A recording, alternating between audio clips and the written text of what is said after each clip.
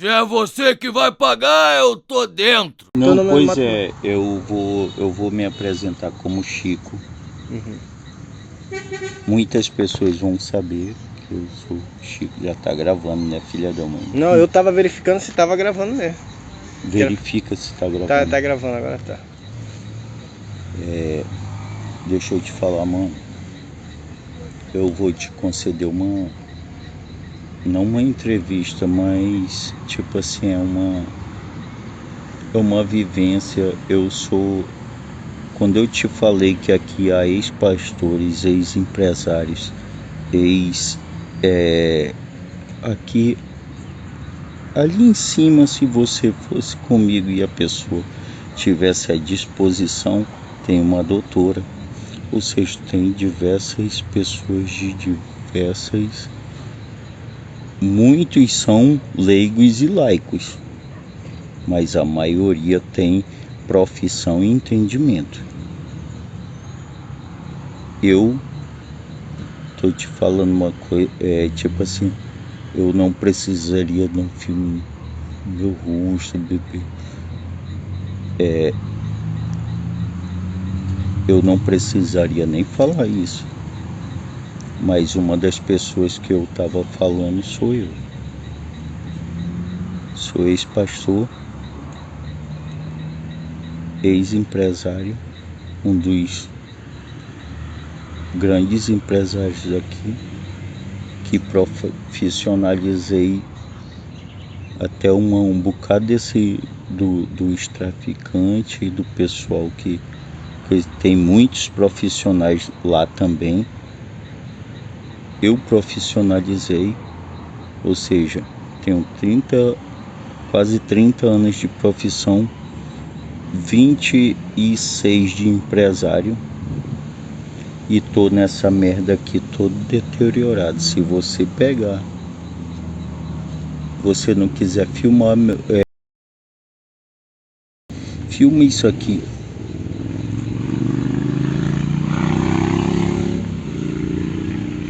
Uma pessoa, se você ver isso aqui, tá por todo o meu corpo.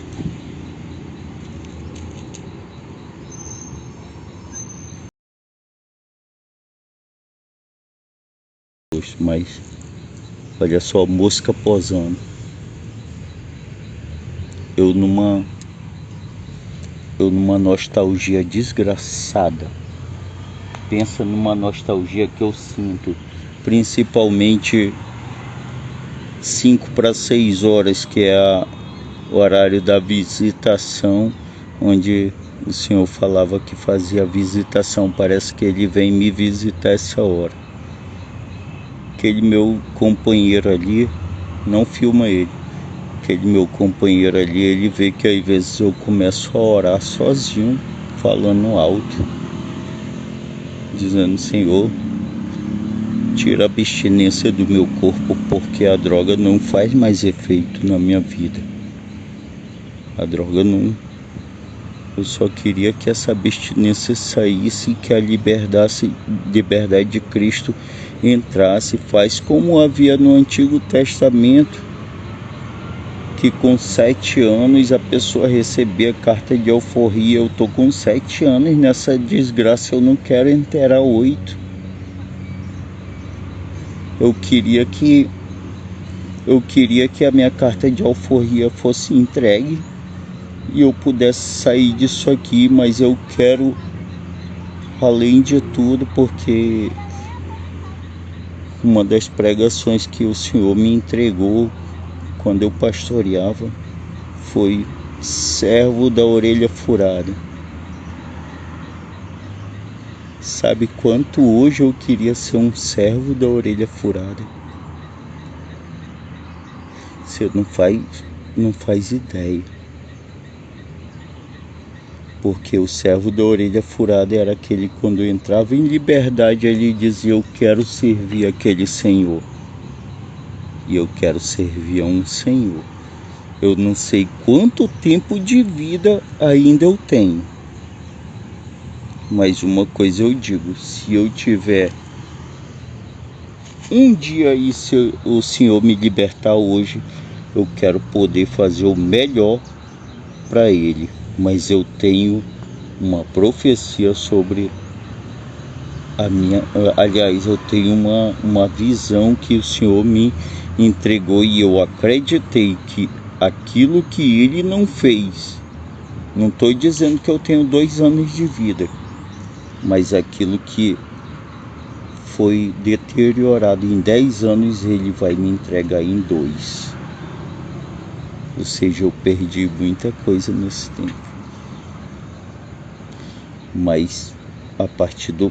E outra, eu não tô nem aí para nada, porque eu tenho a certeza da crença que eu tenho, tanto na área espiritual, material. Eu não tenho falta de nada. Se eu sair daqui agora, eu te garanto que amanhã eu tô suprido por todas as necessidades. Daqui a 1 mês, melhor ainda, daqui a 2 meses vão estar dizendo que eu deixei de usar para vender, porque a prosperidade do Senhor está sobre a minha vida, não simplesmente pelo o que eu vou fazer, pela fidelidade que eu tenho, mas pela crença que eu tenho na palavra também. Entendeu? E tipo, eu resumindo a situação, a única coisa que eu gostaria, confessando aqui que aquela pessoa que eu falei que existe diversos aqui, bons profissionais. Por exemplo, um dia desse tinha um projeto que disse que ia fazer uma praça aqui, pois eu disse, se eles quisessem fazer uma praça inteira aqui, só com o pessoal que estão aqui dentro, eles fariam, porque aqui há pessoas que trabalham em engenharia, fazem projeto, pessoas que trabalham batendo massa, pessoas que fazem do mínimo ao máximo. Na parte metálica, estrutura metálica, me entregou qualquer projeto, eu executo. Qualquer projeto eu executo. No caso, não é questão da pessoa dizer, tu é arrogante por dizer que é bom. Não. Jesus, ele disse o seguinte, ei, eu sou o filho do Pai. O outro dia fala alguma coisa, tu dizes, não. Ele não só disse como provou. O ruim é se você disser, eu sou bom nisso e não for. Eu faço isso e não fizer. Isso é uma arrogância, mas eu te garanto que o que eu te disser, eu faço, porque uma coisa que eu botei no meu coração quando eu li uma palavra com 20 anos, uma palavra que alguns filósofos dizem que é filosofia, mas eu digo que isso é vida. É quando Jesus Cristo diz mesmo assim, ei, quando tu fizeres tudo o que o teu Senhor mandar, diga, eu sou inútil. Isso mudou a minha vida como profissional. Por quê? Porque a partir daí, nunca mais, se uma pessoa dissesse, lava aquele sapato, eu lavava o sapato, embrulhava, botava na caixa, sempre passei a fazer algo a mais. Aí sabe o que diz na continuação? Se ele não te der recompensa alguma, sabe de onde vem a recompensa? Do alto, Pai. Então o que faz a diferença na tua vida não é simplesmente o que tu faz aqui. O que tu faz aqui faz a diferença. Mas o que tu faz sem interesse faz. E eu fazia às vezes com interesse realmente, porque eu sempre fiz algo a mais, porque eu acredito na palavra. Nunca mais, desde que eu li essa palavra. Puxa saco, baba ovo, não existe pra mim. O cara pode falar, tô nem aí, parceiro. Pode me chamar de puxa saco, baba ovo, mas com 5 meses, 4 meses eu tô lá em cima como encarregado, como E o cara continua como servo aí embaixo. O que faz a diferença é você servir de coração. Então, a única coisa que me resta hoje em dia é a nostalgia, parceiro. É a nostalgia. Tu tem família aí? Tem filho? Tem... Já... Nem falo uma coisa dessa. Dia 20 de dezembro eu fiz 20 anos. Aliás, fiz 13 anos de casado. E dia 10 agora meu bebezão vai fazer 4 anos. Pô. Tu é doido, você. Tu tem quantos anos na rua aí? Mano, nessa vibe agora eu tô há 7 anos. 7 anos. Pra 8, é o que eu tava te falando, que eu oro ao Senhor dizendo: quero minha carta de euforia. 7 anos, eu não quero 8. O que te fez ir pra essa vida? Me conta como é que... O que te levou a essa vida agora? Ai, não faz Qual foi os isso fatores? não, Qual foi os isso fatores? aí. Cara, o teu fator pra mim pode ser a chave pra alguém que esteja passando a mesma coisa, né? Isso aqui tudo é basicamente pra mostrar que não é só de uma realidade que se vive Só uma pra que eu dor. não conte minha história. Não precisa contar. Não, só pra que eu não conte minha história, eu vou te dar um exemplo. Você consegue ver um pingo de veneno em um copo d'água? Com certeza não. É isso que acontece às vezes com... O diabo está ao nosso derredor buscando a quem tragar, só que ele é um cara inteligentíssimo, parceiro. Quem é o diabo pra ti?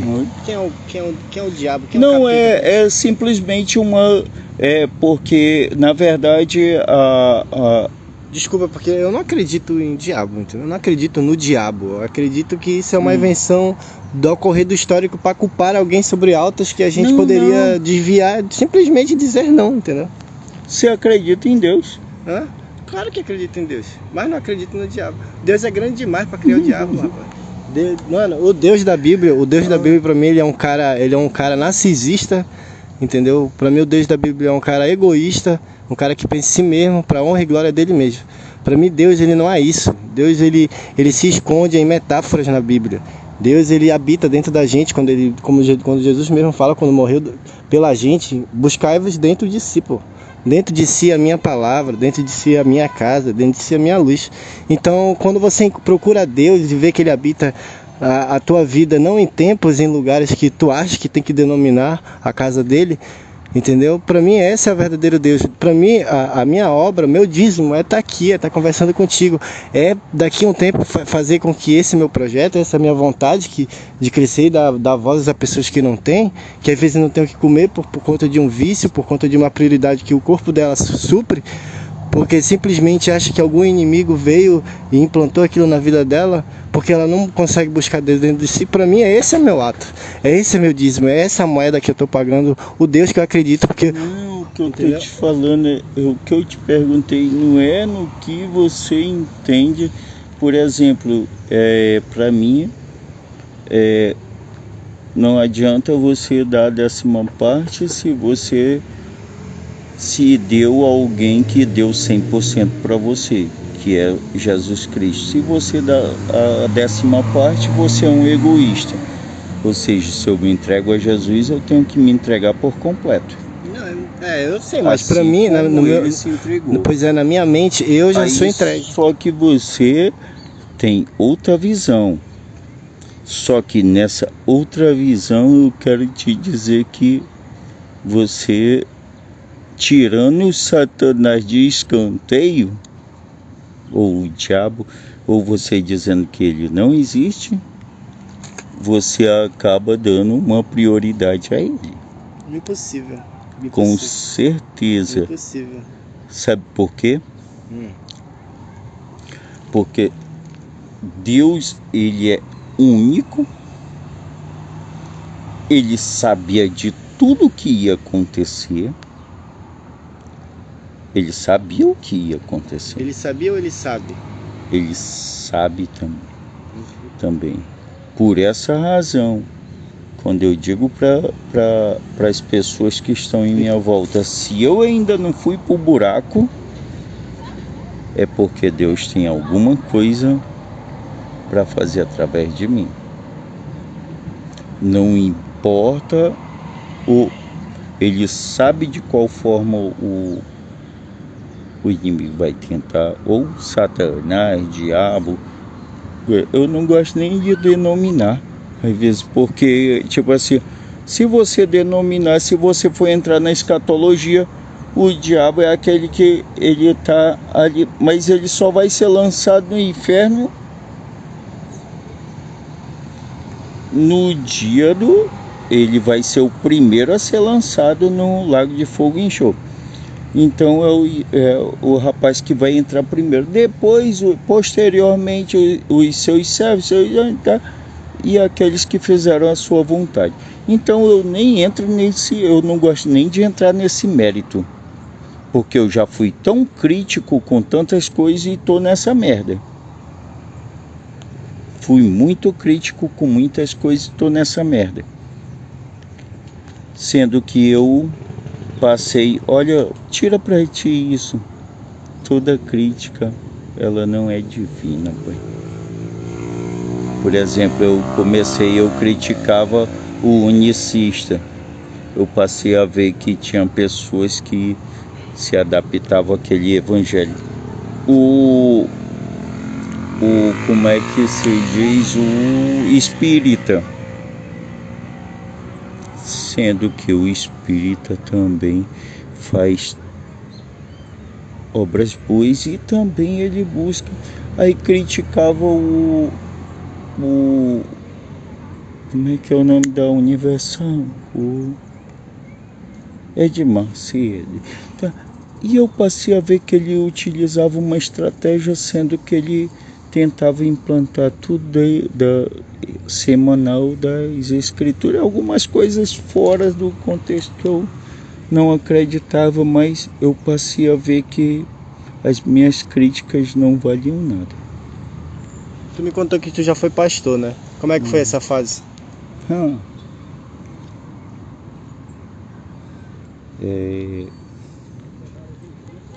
Ixi, eu já tô te dando uma entrevista completa, cara. Não, foi já que eu já te dei uma entrevista completa, eu só não quero meu rosto postado e bota Chico lá. Foi assim uma parte que eu aprendi bastante. Continuo a aprender, mas continua ainda dentro do meu coração o que eu te falei: nostalgia, saudade, o vazio que só pode ser preenchido pela presença do Espírito Santo. Não existe igreja, que nem eu estou te falando, não existe denominações, dogmas, nada que preencha isso. Não importa se você é espírita, ateu, macumbeiro, o que seja. Se não tiver aquele vazio preenchido pela presença do Espírito Santo, você sempre vai se sentir praticamente só. Agora, quando ele está, você sempre se sente com uma companhia, porque ele diz: eu vou ficar com vocês até a consumação do século. Agora, eu também não vou entrar por escatologia novamente, porque aí você tem uma ideia sobre consumação do século, sobre vinda de Jesus, cada um tem as suas. Mas eu acho que no final de tudo, o que resume é que nós necessitamos da presença do Espírito Santo. Não importa se você é ateu, metodista, batista, Betel, Universal, Renascer Quadrangular. Eu tenho uma dúvida: como um cara como você, tipo, que vivia na presença de Deus, tinha família, tinha tudo, caiu nessa vida, tipo, como Da onde surgiu esse vazio mesmo Não estando na sei, eu presença? já te falei, rapaz. Mas eu não consegui entender como isso, tipo, surge, Um entendeu? pingo de veneno num copo d'água. Você não vê, mas ele tá lá e ele te mata. Você não vê, mas o pingo de veneno tá lá e ele vai te matar.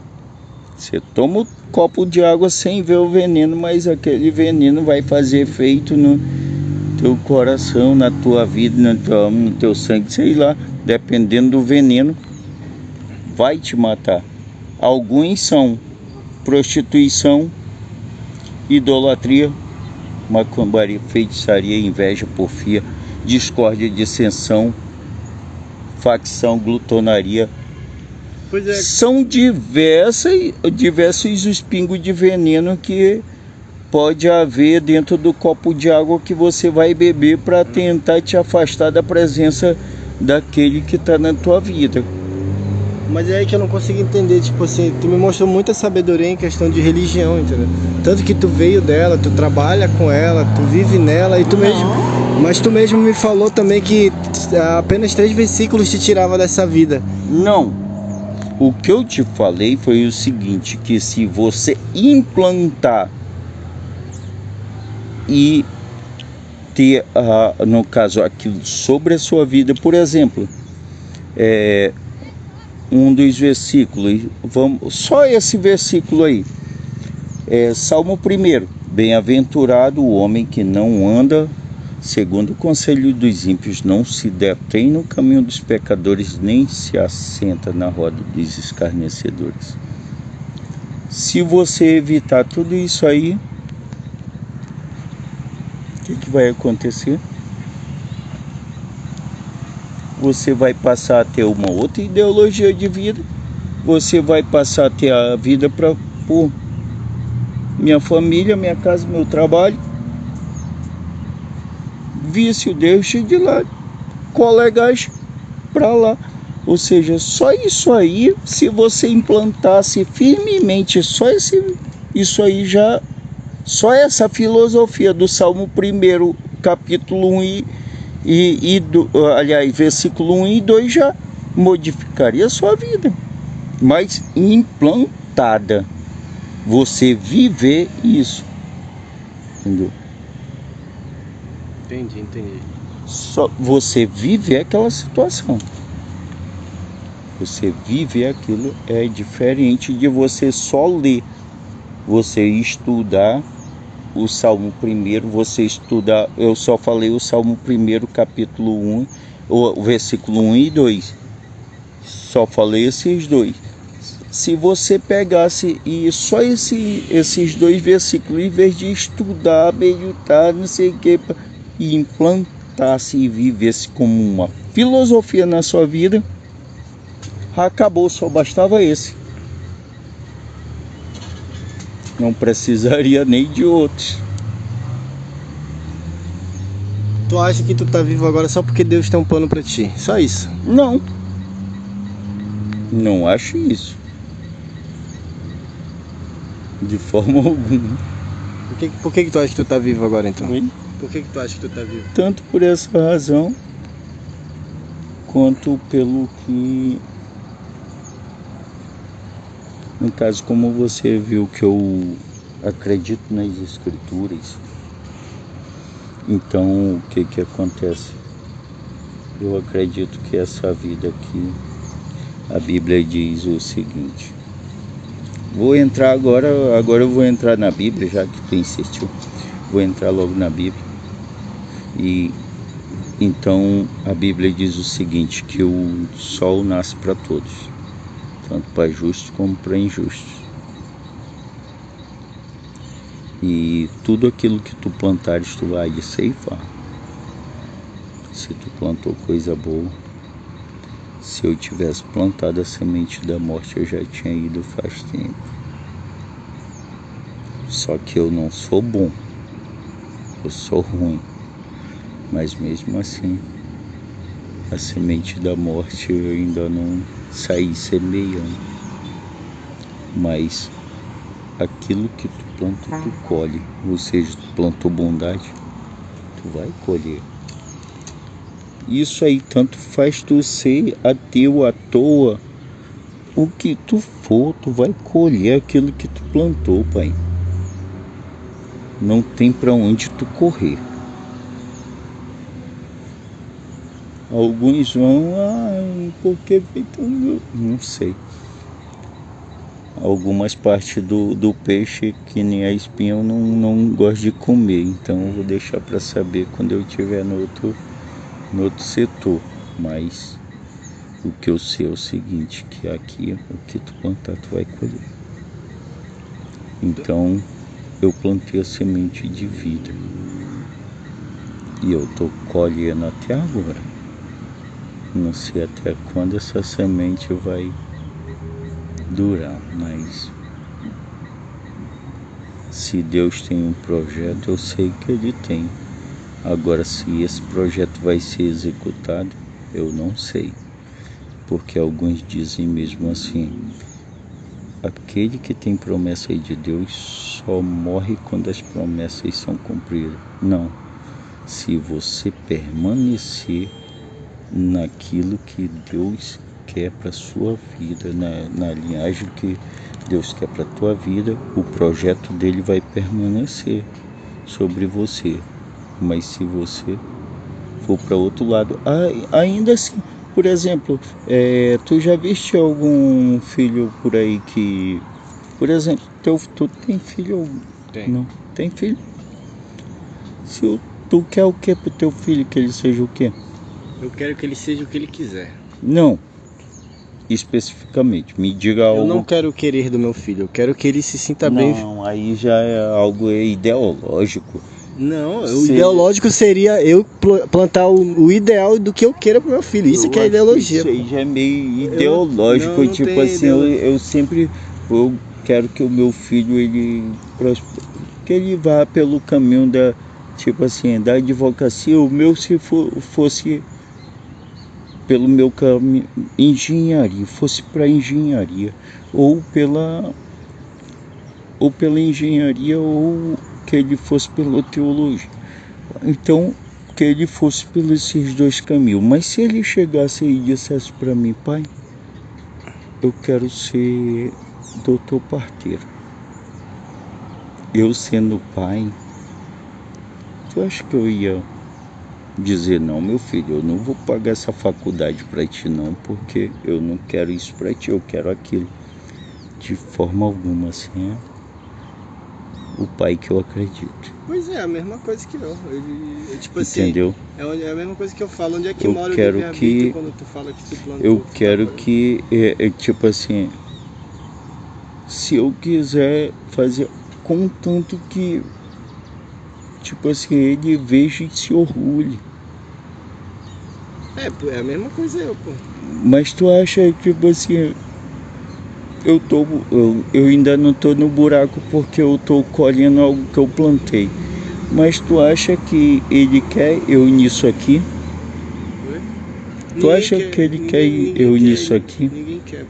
Sendo que ele tinha um projeto, digamos, se ele quisesse que eu fosse um porteiro de igreja, ou se eu fosse um cara que simplesmente distribuísse sopa pelas noitadas. Qualquer, tipo, não tenho denominação nenhuma, mas eu quero só distribuir sopa pela noitada, pelos famintos. Não, eu só quero fazer isso, pai. Tu acha que ele não vai pegar e dar-lhe uma canetada lá embaixo e dizer, faz aí que eu tô contigo, se for doar sopa? Mas se eu disser, quero ser um pastor de excelência, ganhador de vida, ele vai assinar embaixo também, pai. Pai é pai. No final de tudo é o seguinte, aqui se encerra a minha entrevista, porque eu já falei muito, eu sou bocudo pessoal. Agora deixa uma palavra aí para as pessoas que Oi? estão entrando nessa vida. Deixa o teu conselho de vida aí pro pessoal. Conselho? O conselho e teu alerta. Para que essas pessoas não venham cair nesse tipo de situação. Rapaz, se as pessoas vissem agora o meu rosto, elas se surpreenderiam do que elas tinham visto há 3 anos atrás. Mais ainda do que há 7 anos atrás. Então, tipo assim,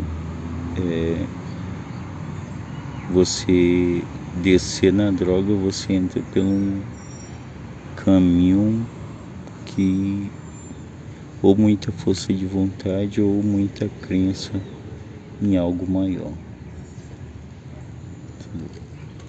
Porque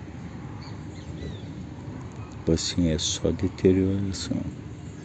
Quando eu retornei para essa peste era pó, depois perde rox, e você vai chegando a fundo do poço. Aí agora eu abri uma gavetinha, mais lá no fundo do poço eu abri uma gavetinha e me enfiei. Então, tipo assim, não vai pela... Não é nem coisa de ir pela cabeça dos outros, é simplesmente determine na sua vida que você não quer isso pra você e pronto. Não vá, não seja induzido pelas coisas que estão em tua volta. Tipo, Daniel estava na Babilônia, mas tipo, tudo corrompido, mas ele decidiu viver a crença que ele vivia. Eu tô falando, não estou falando com relação à crença agora nesse momento. Eu estou falando a você decidir a não fazer isso, independente de religião, crença, dogma. Eu não estou falando nada disso, é decidir não usar droga, porque isso vai te levar à falência, a tua família vai sofrer.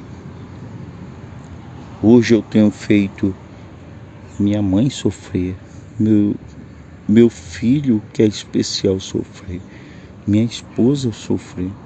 Então, tipo, você só... E principalmente você... Eu tenho um psicológico forte,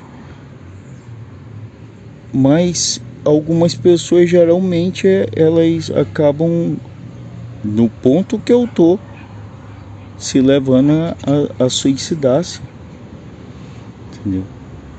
Aliás, no ponto que eu já passei há um bocado de dias, há anos atrás. Pessoas que chegaram naquele momento lá, há uns 2 anos atrás, talvez já tinham se suicidado. Se chegasse a esse ponto que eu tô agora, já tinha ceifado sua vida há muito tempo.